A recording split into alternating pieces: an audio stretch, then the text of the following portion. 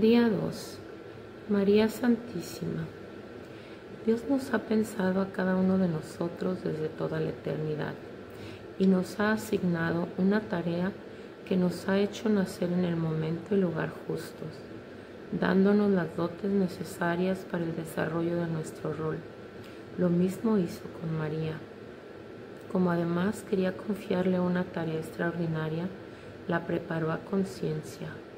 Podemos resumir tal preparación con 3 palabras, que serán objeto de nuestras reflexiones en este capítulo y en los 2 siguientes: Inmaculada, Virgen, Esposa de José.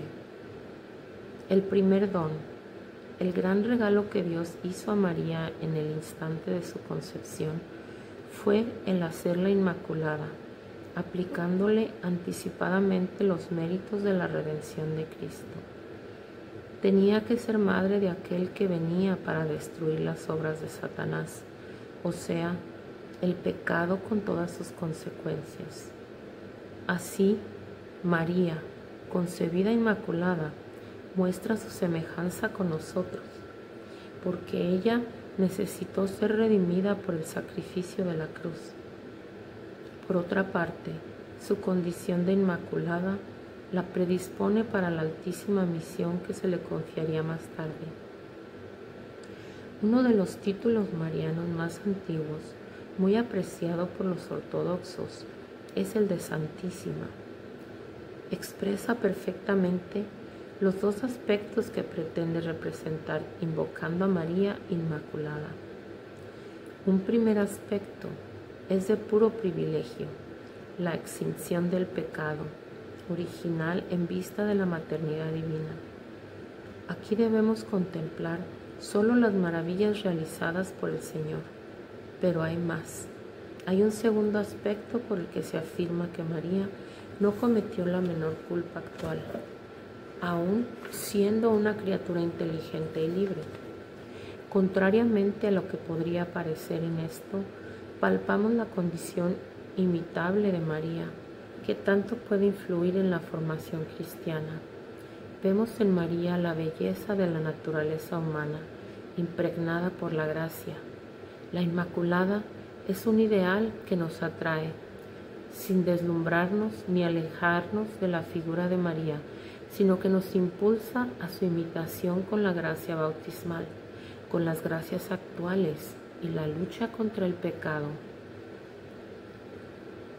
Una de las faltas más grandes de la mentalidad moderna contra la humanidad es la de querer abolir el sentido del pecado y de la tremenda presencia de Satanás. Así se ignora la redención, que es la victoria de Cristo sobre el pecado y el demonio. Se deja al hombre hundido en su miseria y no se le ayuda a levantarse, a hacerse mejor, a recobrar su belleza original, de criatura hecha a imagen de Dios.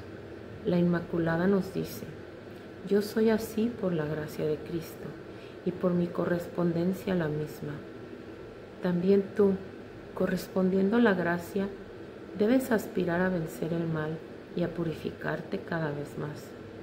La Inmaculada no es un ideal abstracto, formado simplemente para contemplarlo, es un modelo a imitar. Es hermoso asimismo recorrer el largo camino que llevó a la definición dogmática de la Inmaculada Concepción en 1854. La sensibilidad de los creyentes intuyó inmediatamente la santidad completa de María y la ensalzó conforme a su profecía. Desde ahora me llamarán bienaventurada todas las generaciones. Lucas 1:48. Nótese que al proclamar a María Santísima se pretendía subrayar sobre todo que nunca había cometido culpas actuales, y en tal sentido se pronunció el Concilio de Trento, pero ya anteriormente la reflexión y la convicción del pueblo de Dios habían ido más allá, intuyendo que la santidad total de María era incompatible con la culpa original, por lo que debía de haber sido excluida de ella. Era preciso profundizar la reflexión bíblica y teológica acerca de esta verdad. Sabemos que los dogmas son puntos firmes, que nos bloquean los estudios y enriquecimientos, sino que lo orientan en el sentido justo. Sabemos que no bloquean los estudios y enriquecimientos, sino que nos orientan en el sentido justo. Sabemos que la proclamación dogmática de una verdad significa que está contenida en la Sagrada Escritura, pero no todas las verdades están contenidas con la misma claridad. Algunas han sido afirmadas explícitamente. Piénsese, por ejemplo, en la resurrección de Cristo. Otras están contenidas solo de modo implícito y hacen falta tiempo y luz del Espíritu Santo para ponerlas en evidencia. Por eso, no sorprenden las vacilaciones y dificultades. Es sabido que Santo Tomás de Aquino era contrario a la Inmaculada Concepción, porque temía que de este modo la Virgen estuviera excluida de la redención. Para ella habría sido una ofensa, no una exaltación. La duda era real, bien fundada, había que resolverla, y la resolvió Duns Scoto, comprendiendo que María debía ser excepción del pecado original a los méritos de Cristo, que se le aplicaron preventivamente. Así, María es el primero y más bello fruto de la redención.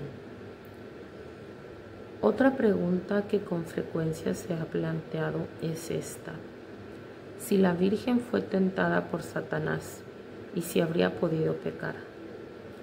La Virgen, como todos nosotros, tenía ciertamente ese don de la libertad que nos ha dado el Señor y que respeta en todas sus criaturas superiores. En el pasado, cuando se acostumbraba a exaltar los privilegios, se pensaba que María tenía una imposibilidad moral de pecar. En cuanto a las tentaciones del demonio, como las tuvo Jesús, así ciertamente, aunque el Evangelio no hable de ello, las tuvo también María, pues tal es la condición de la humanidad, incluso antes de la culpa original. Hoy, que se insiste menos en los dones extraordinarios, se suelen poner de manifiesto los aspectos más humanos de María, su duro camino de fe y sus continuos sufrimientos.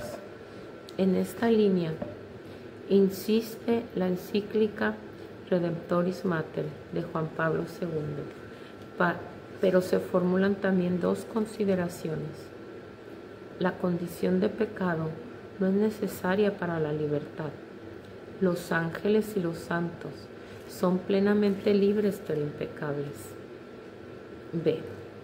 A la Virgen se le aplicó enteramente la redención de modo previo.